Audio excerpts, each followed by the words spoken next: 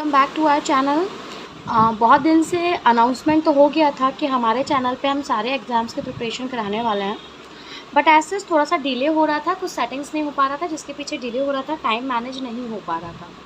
तो आज से हम स्टार्ट कर रहे हैं यहाँ पर यूपीएससी की प्रिपरेशन। पहले मैं आपको बता देती हूँ कि प्रिपरेशन होगी कैसे। तो यहाँ पर आपको सारे सब्जेक्ट पैरेलल नहीं पढ़ने। जो लोग प्रिपेयर कर रहे होंगे उनको पता होगा, जो फर्स्ट आ रहे हैं उनको भी बात अच्छे से पता होनी चाहिए कि यहाँ पर हम 1 बाय 1 सब्जेक्ट कंप्लीट करते हैं। पहले हम हिस्ट्री कंप्लीट करके रखेंगे, फिर हम पॉलिटी पे जाएंगे, फिर हम ज्योग्राफी पे एंड इको में, इस तरह से 1 बाय 1 हम अप्रोच रखेंगे। हिस्ट्री में जो हमारा अप्रोच रहेगा, यहाँ पर सबसे पहले हम चैप्टर कंप्लीट करेंगे और उस चैप्टर के बाद कोई चैप्टर हम यहाँ पर टॉपिक कंसीडर कर लें तो ज़्यादा बेटर होगा। कोई टॉपिक हम कंप्लीट करेंगे, उस टॉपिक के बेसिस पे हम क्वेश्चंस लेंगे। वो क्वेश्चन हमारे एमसीक्यू भी होंगे प्लस आंसर राइटिंग के लिए भी होंगे, ठीक है। तो एमसीक्यू भी होंगे जो कि आपके प्रीलिम्स में काम आएंगे और आंसर राइटिंग होगा जो कि मेंस में काम आएगा। अब क्वेश्चन आता है कि फिर इंटरव्यू में क्या होगा, है ना। इंटरव्यू में क्या होगा, तो भाई पहले प्रीलिम्स की प्रिपरेशन करते, मेंस की करते, क्योंकि इंटीग्रेटेड प्रिपरेशन है। इंटरव्यू तो हम जब सिलेक्शन हो जाएगा तो बाद में भी पैनल रहता है डिस्कशन के लिए, वो तो मॉक उसके लिए रहते हैं अलग से। अच्छा, ये सारे जो फीचर्स हैं ये आपको यूट्यूब में भी रहेंगे और हमारे ऐप पे भी मिलेंगे। जो हमारा क्लासेस का विवाशवत उर्विश अकेडमी के नाम से ऐप है, वहाँ भी आपको सारे test series and all these thing मिल जाएगी और यहाँ भी मिल जाएगी, ठीक है। तो अभी क्वेश्चन ये उठता है कि हम पहले प्री ओरिएंटेड स्टडी करें या फिर मेंस को साथ में इंटीग्रेट करके पढ़ें। तो अगर आप कोई टॉपिक पढ़ रहे हैं तो ऐसा तो करेंगे नहीं कि अब आप प्री हिस्ट्री फेज पढ़ रहे हैं तो आप ऐसा तो पढ़ेंगे नहीं कि पहले एमसीक्यू के हिसाब से पढ़ेंगे फिर मेंस के हिसाब से आप डिटेल डिस्क्रिप्शन के हिसाब से पढ़ेंगे, है ना। यू कांट डू दैट, ऐसा तो पॉसिबल नहीं है। तो हमें क्या करना होता है यहाँ पर कि हम जो भी कॉन्सेप्ट को पढ़ते हैं, टॉपिक को पढ़ रहे हैं, हम उसको इन डिटेल सिलेबस के अकॉर्डिंग, अब इन डिटेल में ये नहीं कि हर टॉपिक पे पूरी खिचड़ी, क्या हम पूरा निबंध लिख सकते हैं, पूरा एक बुक लिख सकते हैं, तो हमें वो नहीं करना है। हमको इन डिटेल पढ़ना है, बट एज पर सिलेबस पढ़ना है, ठीक है। एज पर सिलेबस हमको इन डिटेल पढ़ना है। ओके, इतना समझ में आ गया, ठीक है।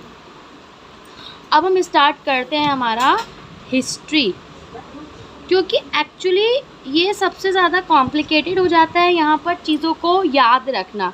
लगभग चीज़ें आपको कंफ्यूजिंग सी लगती हैं। तो सबसे पहले तो हम देखेंगे कि हिस्ट्री के मोड्स क्या और एक्चुअली हिस्ट्री क्या होती है।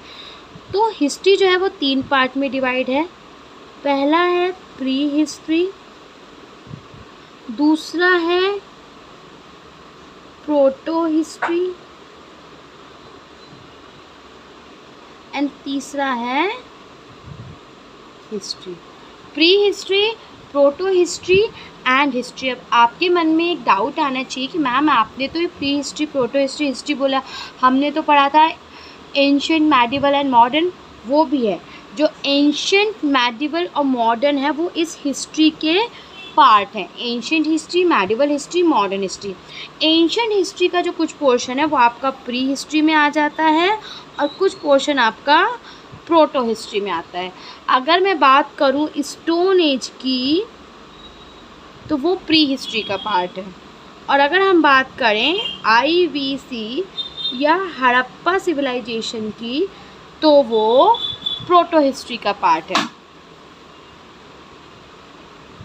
ठीक है। इतना समझ आया आप लोग को। अब हम देखते हैं यहाँ पर ये प्री हिस्ट्री और प्रोटो हिस्ट्री है क्या। तो देखिए, ये जो प्री हिस्ट्री होती है इसका मतलब है कि एक ऐसा फेज़ जहाँ पर चीज़ें रिटन फॉर्म में अवेलेबल नहीं हैं। The documentation is not available, जहाँ पर आपका डॉक्यूमेंटेशन अवेलेबल नहीं है, या हम कह सकते हैं events occurring before the invention of writing. हम कह सकते हैं events occurring before the invention of writing. ये तो हमारी फॉर्मल डेफिनेशंस हो गई। अभी हम इसको हमारी लैंग्वेज में समझते हैं कि क्या होता है। देखिए, स्टोन एज की अगर हम बात करें तो हम स्टोन एज को कैसे पहचानते हैं? आर्टिफैक्ट से, है ना, टूल्स से, इन चीज़ों से हम स्टोन एज को जानते हैं। कैसे टूल्स थे? नियोलिथिक फेज़ था कि मेसोलिथिक फेज़ था या फिर पैलियोलिथिक फेज़ था? अभी जो लोग फर्स्ट टाइम सुन रहे होंगे उनको ये वर्ड्स का मीनिंग समझ नहीं आ रहा होगा, लेकिन जो लोग पहले से पढ़ रहे होंगे उनको आएगा। जो फर्स्ट टाइम है उनको मैं आगे बताऊंगी what is Palaeolithic, what is Mesolithic, what is Neolithic phase. तो अभी एक बात बताइए, यहाँ पर स्टोन एज में इतना तो पढ़ा होगा कि स्टोन एज में कोई भी रिटन डॉक्यूमेंट अवेलेबल नहीं था, है ना।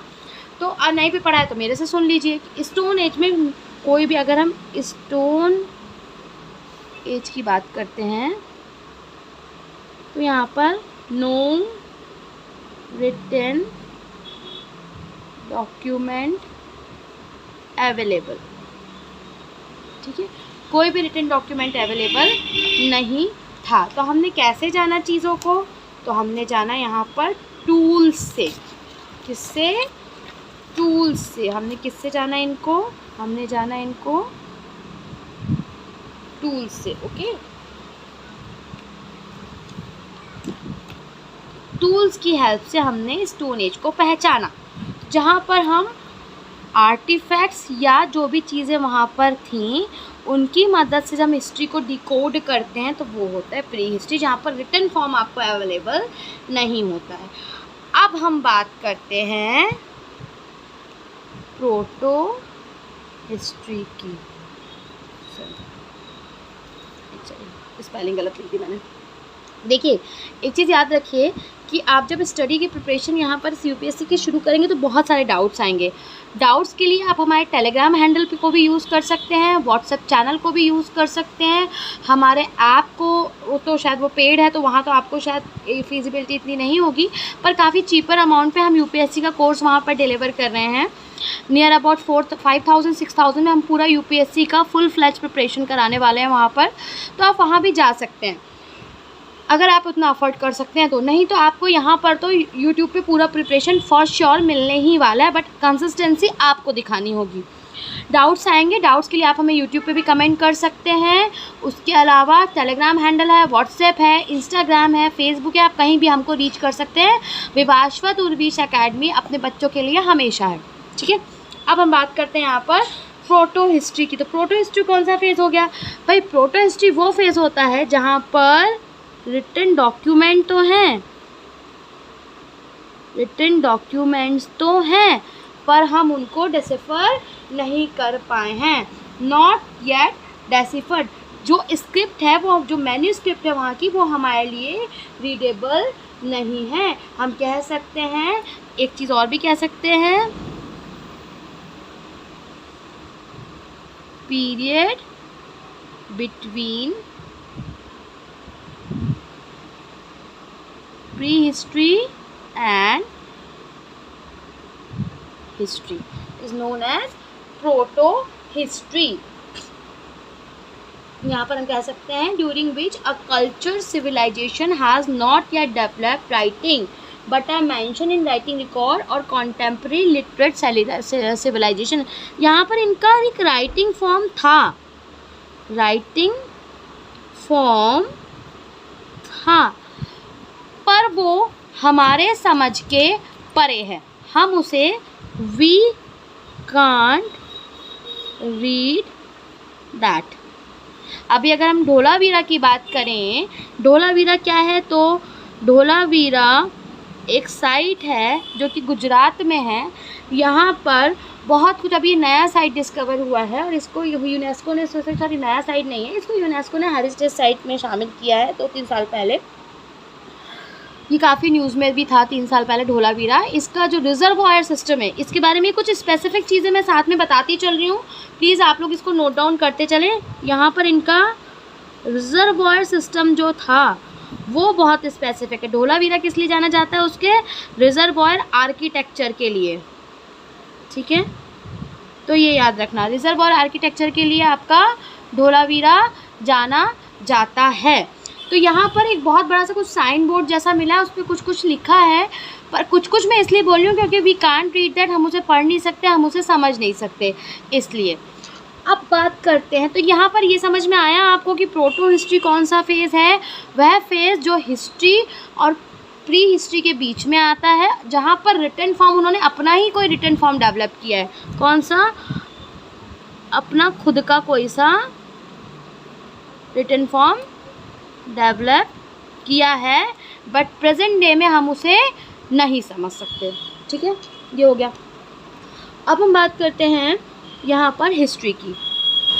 तो भैया सबसे सीधी सी बात है, जिस चीज़ को हम पढ़ सकते हैं, जो हमारा कह सकते हैं कि जो हमारे सोर्सेज हैं, जो अवेलेबल सोर्सेज हैं, जिनके बेसिस पे हम इसको रीड कर सकते हैं, वो हमारा हिस्ट्री में आ जाएगा। ऐसे सोर्सेज जिनको हम इजीली रीड कर सकते हैं, जिनको हम समझ सकते हैं, जिनको हम इजीली समझ के समझा सकते हैं, वो हो गया history. We can say that the invention of past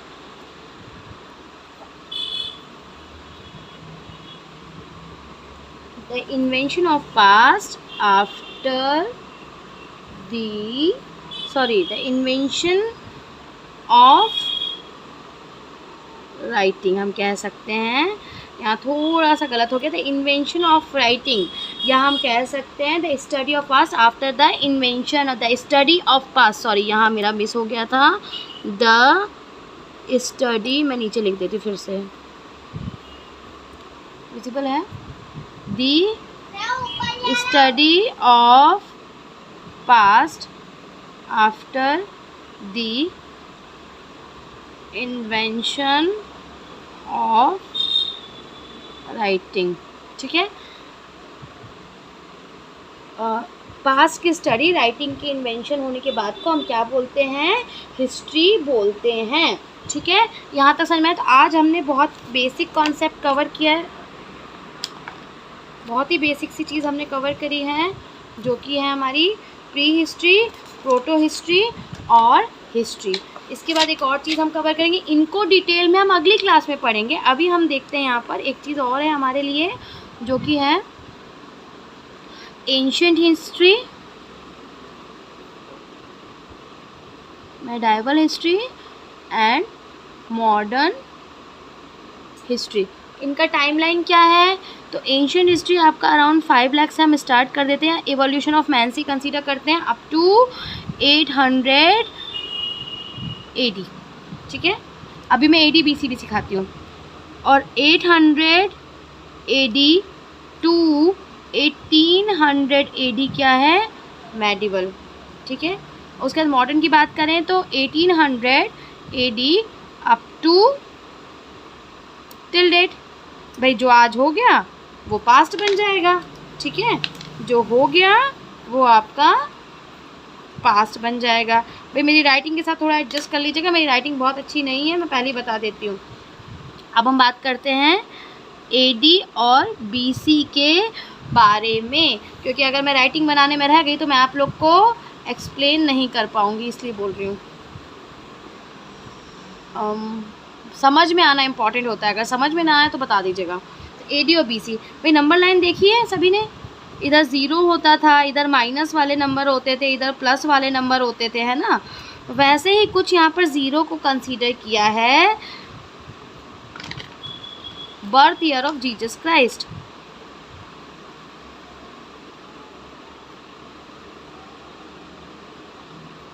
Gregorian calendar को जब हम पढ़ते हैं तो ये जो AD BC वाला जो सिस्टम है, इसको हम ग्रेगोरियन कैलेंडर में पढ़ते हैं। तो ये हो गया birth year of Jesus Christ को 0 कंसीडर किया।